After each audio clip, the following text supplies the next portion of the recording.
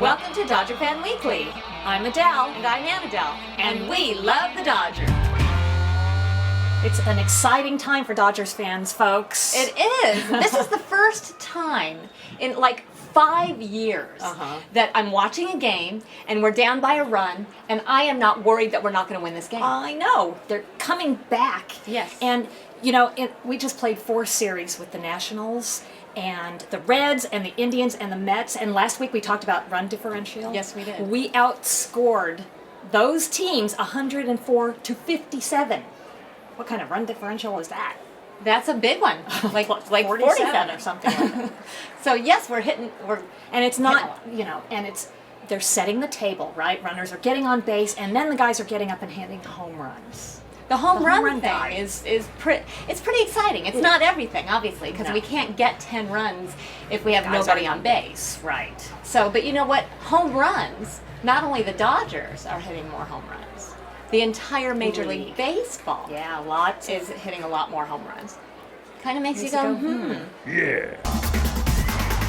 So we're going to talk about the home run. Yes, we are. My goodness, we're hitting a lot of home runs, and you and I get a little panicky about that because we lived through an era we didn't like. So we're going to talk about some eras. Okay, But I looked up the ringer.com. The guy's name was Ben Lindbergh, and this is what I found.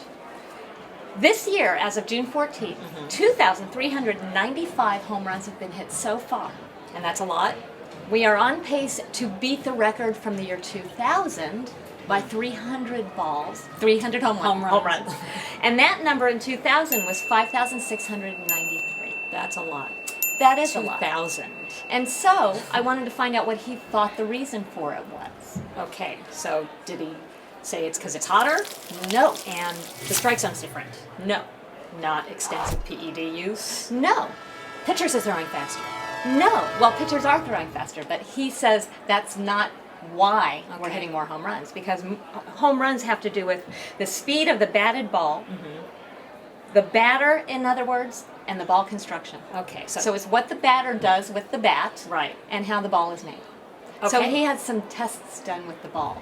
Oh. And what they look for is the core, not the core, but the COR, Okay. which is coefficient of restitution or bounciness. So the balls are bouncier. Well, let's talk about different eras of bouncy balls. Okay. Baseball's been around a while, right? So, I'm going to give you a quick history. Okay. The dead ball era was known to be from 1900 to Babe Ruth, which was in 1919. And that's just because there weren't a lot of home runs. There weren't a lot of home runs, and they changed the way they made the ball because World War I brought a shortage of wool.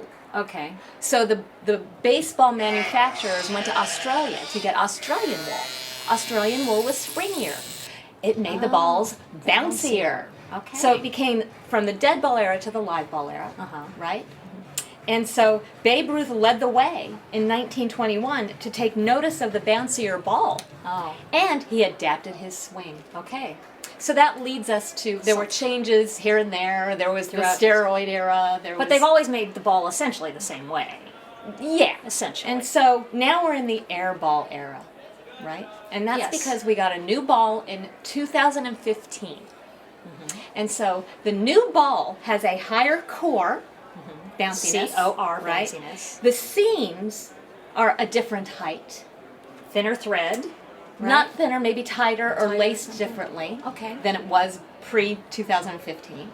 That has added a speed of 1.43 miles per hour to the exit velocity of the ball, which has added 7.1 feet of distance.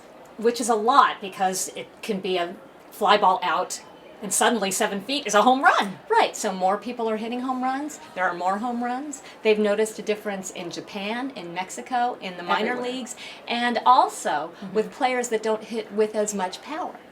So here we are with a bouncier ball that goes farther, which makes me happy. And that's what the article is saying. That's what the article is saying. And didn't really kind of omitted talk about the possibility of, I mean, we don't want to talk about it, but we did have the steroid era. Well, he talked about the steroid era, but he didn't bring anything up about now and the possibility. And you know, It is always a possibility, and that's why we look at these things. Mm-hmm. One of our minor league players got an 80-game Busted. suspension. That's right.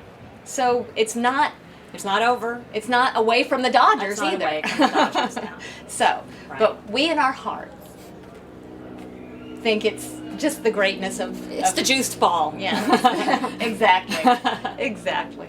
So And a high drive away back, she is gone. let's go Dodgers!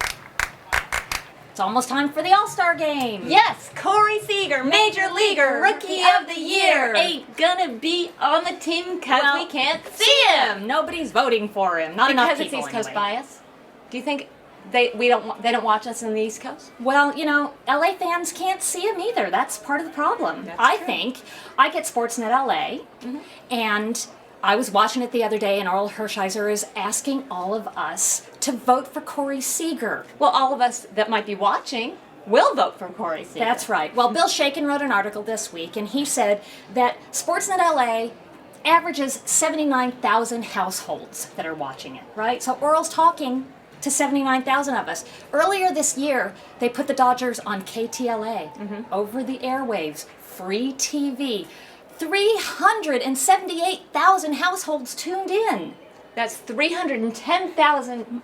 Look, it's almost 299,000 more votes that Corey could be getting if at people could see 25 them. votes a person. Well, So yeah, there you because go. you can vote and vote and vote. Yeah. So anyway, I have voted as much as I can. So you need to vote as much as you can too. Well, this is it's It's a you know, sin. The point is, it's just ridiculous. It is ridiculous. I It would- is not. It's not East Coast bias. It's West Coast blackout. Yes. Congratulations to Osmar, OSMAR. He correctly answered the question from our last episode and won Justin Turner and Adrian Gonzalez bobbleheads. Congratulations. And if you answer this week's question correctly, you get to win the brand new Kenley Jansen bobblehead. The question is, What is the record number of home runs that were hit in the year 2000? I'm Adele. I'm Annadelle. Don't forget to tweet. See you next time.